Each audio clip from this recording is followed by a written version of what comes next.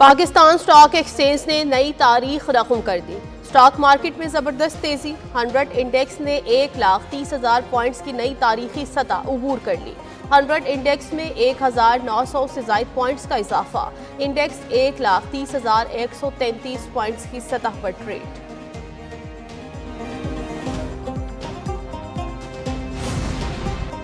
کراچی سمیت ملک بھر کے بجلی صارفین کے لیے اچھی خبر۔ نیپرا نے بجلی کے بنیادی ٹیرف میں کمی کی حکومتی درخواست منظور کر لی۔ نیپرا نے فیصلہ نوٹیفیکیشن کے لیے وفاقی حکومت کو بھجوا دیا۔ ملک بھر کے بجلی صارفین کے لیے بنیادی ٹیرف میں اوسط ₹1.14 فی یونٹ کمی ہوگی۔ بجلی کے بنیادی ٹیرف میں زیادہ سے زیادہ ₹1.16 فی یونٹ تک کمی ہوگی۔ نیپرا نے 1 جولائی 2025 سے بنیادی ٹیرف میں کمی کی حکومتی درخواست کی منظوری دی۔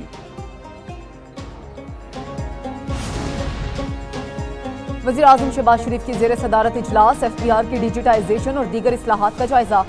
سال 2024-25 میں وفاقی ٹیکس محصولات میں 10 برسوں کی نسبت 42% اضافہ۔ وزیراعظم نے وزارت خزانہ اور FBR کی کاوشوں کو سراہا۔ وزیراعظم کہتے ہیں کہ معاشی اہداف کے حصول میں کسی قسم کی کوتاہی کو برداشت نہیں کیا جائے گا۔ ٹیکس نادہندہ اور تمام سندوں کے پیداواری عمل کو ڈیجیٹائز کر کے ٹیکس نیٹ میں لایا جائے۔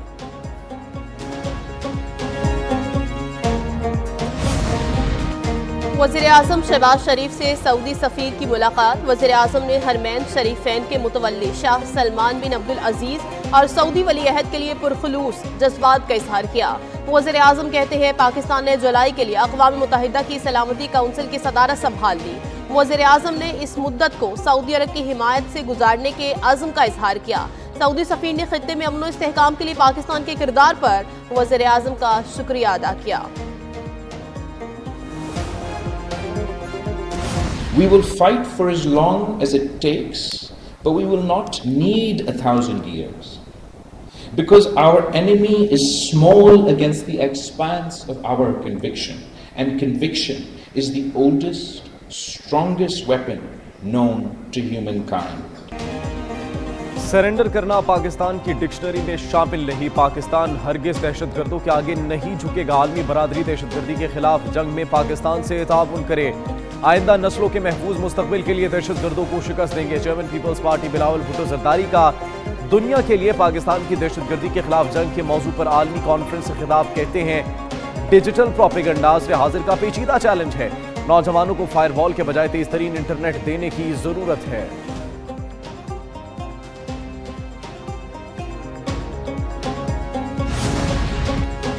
اسرائیل غزہ کے ساتھ 60 روزہ جنگ بندی کے لیے تیار ہو گیا۔ امریکی صدر ڈونلڈ ٹرمپ کا دعویٰ، کہتے ہیں میرے نمائندوں نے غزہ پر اسرائیلی حکام کے ساتھ طویل و نتیجہ خیز ملاقات کی۔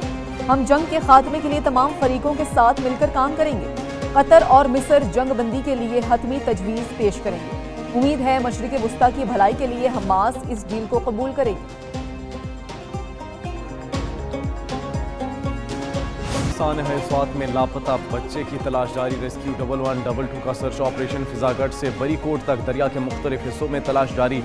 بچے کی تلاش کے لیے غوطہ خور، ریسکیو بوٹس اور جدید آلات کا استعمال۔ انتظامیہ کی عوام سے دریا کے قریب جانے سے گریز کی اپیل۔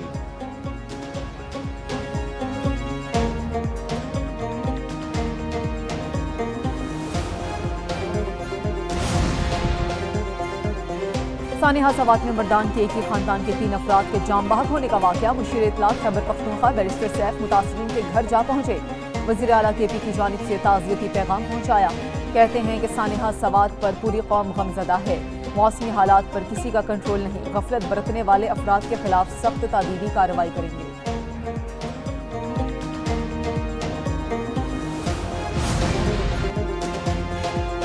سیلابی صورتحال سے نمٹنے کے لیے اقدامات۔ خیبر پختونخوا حکومت نے جدید ڈرون حاصل کر لیا۔ ڈرون کے ذریعے لائف جیکٹس، رسیاں اور امدادی سامان پہنچایا جائے گا۔ PGMA نے چیف سیکرٹری کو ڈرون مشق کا مظاہرہ دکھایا۔ ہنگامی حالات میں ڈرون کا استعمال ریسکیو آپریشنز میں مددگار ثابت ہوگا۔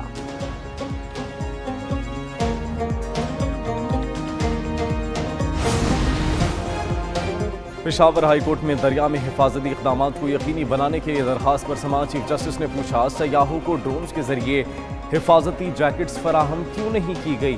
قیمتی 17 جانوں کی ضیاع پر ایڈوکیٹ جنرل عدالت کو آگاہ کریں۔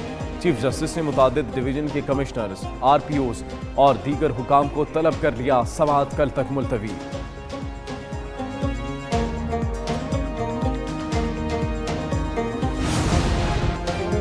سوابی کی تحصیل رزڑ میں موسلادھار بارش سے ندی نالوں میں طغیانی، کئی علاقے زیرآب، شیخ جانا ترلاندی میں گلیاں اور سڑکیں تالاب کا منظر پیش کرنے لگی۔ گھروں میں کئی فٹ تک پانی جمع ہو گیا۔ مقامی لوگ اپنی مدد آپ کے تحت گھروں سے پانی نکالنے میں مصروف۔ شدید بارش کے باعث بجلی کی سپلائی بھی منقطع۔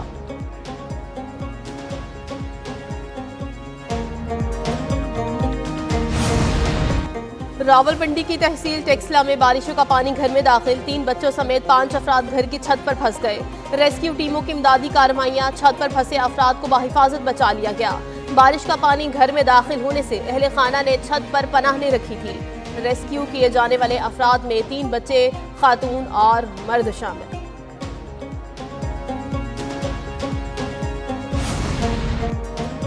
ملک کے بیشتر شہروں میں موسم ابرآلود، ٹھنڈی ہوائیں چلنے سے موسم خوشگوار۔ کراچی میں سرمئی بادلوں کے ڈیرے، چند مقامات پر ہلکی بارش کا امکان۔ پنجاب میں بھی بارش ہو سکتی ہے، بلوچستان کے شہروں میں بھی بادل برسیں گے۔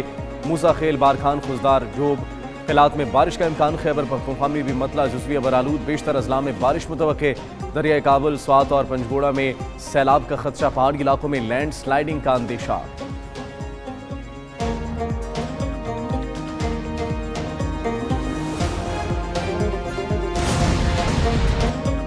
پاکستان ڈیجیٹل انقلاب کی راہ پر گامزن، سافٹ پاور سے اسمارٹ پاور کا سفر۔ پاکستان کا اسٹریٹجک بٹ کوائن ریزرو قائم کر کے ڈیجیٹل معیشت کی جانب تاریخی قدم۔ وزیر اعظم کے معاون خصوصی بلال بن ثاقب نے عالمی سطح پر پاکستان کی نئی پہچان متعارف کرا دی۔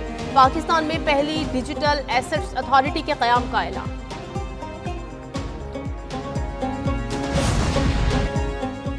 SIFC کے 2 سال، زراعت، لائف سٹاک اور بلو اکانومی میں انقلابی پیش رفت۔ پبلک اور پرائیویٹ شراکت داری، اسمارٹ فارمنگ اور جدید ٹیکنالوجی کا استعمال زراعت، لائف سٹاک اور بلو اکانومی کے شعبوں میں نئی توانائی کا باعث بنا۔ ان شعبوں میں معاشی ترقی کے نئے مواقع پیدا ہوئے۔ نہروں کی صفائی اور پانی کی منصفانہ ترسیل نے زرعی شعبے کی کارکردگی میں نمایاں بہتری لائی۔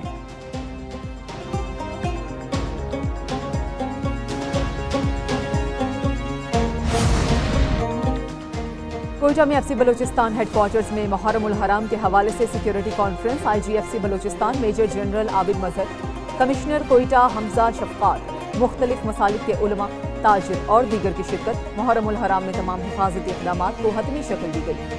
شرکاء کی جلوسوں اور اجتماعات کے پرامن انعقاد کے لیے مکمل حمایت کی یقین دہانی۔ میجر جنرل عابد مظہر نے کہا کہ محرم الحرام میں بھرپور حفاظتی انتظامات کیے جائیں گے۔ محرم میں پرامن حالات کو قائم کرنے میں تمام شرکاء کا کلیدی کردار ہے۔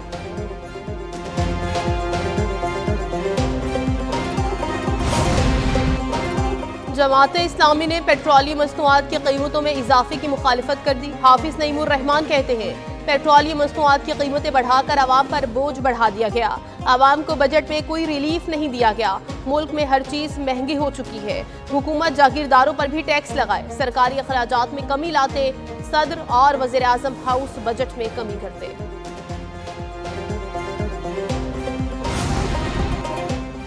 مودی سرکار کی لاؤڈ سپیکر پر اذان پر پابندی۔ مودی سرکار نے بھارتی مسلمانوں کی مذہبی آزادی پامال کر دی۔ ممبئی میں مساجد کے لاؤڈ سپیکروں پر پابندی کے بعد اذان پر بھی عملاً پابندی لگا دی گئی۔ مسلمان آن لائن اذان ایپ کا استعمال کرنے پر مجبور۔ نماز کے اوقات معلوم کرنے کے لیے بھی موبائل ایپ کا استعمال۔ ممبئی کی کئی مساجد نے آن لائن اذان ایپ پر رجسٹریشن کروا لی۔ نمازیوں کو باجماعت نماز کے لیے بھی موبائل نوٹیفیکیشن کے ذریعے اطلاع۔ ممبئی پولیس کمشنر دیوین بھارتی کے مطابق ممبئی شہر اب مکمل طور پر لاؤڈ سپیکر سے پاک ہو چکا ہے۔